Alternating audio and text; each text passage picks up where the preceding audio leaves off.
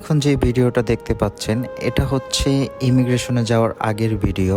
কারণ ইমিগ্রেশন পার হওয়ার পর কাস্টমসে আমার সাথে একটি অপ্রীতিকর ঘটনা ঘটে যায়। এর জন্য পরবর্তীতে আমি এয়ারপোর্টের ভিতর কোনো ধরনের ভিডিও করার সাহস পাইনি। ঘটনাটা ছিল এইরকম, আমাদের ইমিগ্রেশন প্রক্রিয়াটা ছিল খুবই সহজ এবং খুবই দ্রুততার সাথে আমরা ইমিগ্রেশন পার হয়ে যাই।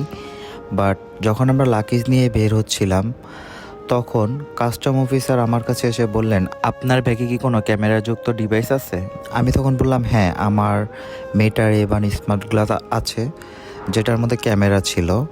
তো এরপর তারা আমাকে একটু আলাদা করে এক পাশে নিয়ে গেলেন এবং বললেন যে এই ধরনের স্মার্ট গ্লাস সৌদি আরবে অনুমোদিত নয়, কারণ এগুলো হিডেন ক্যামেরা হিসেবে গণ্য হয় এবং সৌদি আইন অনুযায়ী অনুমতি ছাড়া রেকর্ডিং ডিভাইস বহন করা নিষিদ্ধ। সত্যি বলতে আমি তখন একটু নার্ভাস হয়ে গিয়েছিলাম। আমি কাস্টম অফিসারদের বোঝানোর চেষ্টা করলাম যে এটা শুধুমাত্র সাধারণ স্মার্ট গ্লাস এবং আমি এটাকে কোনো অবৈধ কাজে ব্যবহার করব না। কিন্তু তারা আমাকে জানালেন যেহেতু এতে ক্যামেরা রয়েছে তাই এটি নিয়ে যাওয়া যাবে না। আমি জিজ্ঞাসা করলাম আমি কি এটা ফেরত পেতে পারি বা কোনো ধরনের ট্যাক্স পে করতে পারি? তখন তারা বললেন না, এটা জব্দ করা হবে, সৌদি আইন অনুযায়ী এটা ফেরত দেওয়া সম্ভব নয়। তখন আমি তাদের অনুরোধ করলাম, এই নিয়মটা আমি জানি না, তাই এটার জন্য কি আমাকে কোনোভাবে স্যাক্রিফাইস করা যায়?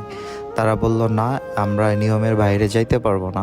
তো পরবর্তীতে আমি আমার ডিভাইসটি দিয়ে দিলাম তাদেরকে। তারা তার পরিবর্তে আমাকে কোনো ডকুমেন্ট দেয়নি।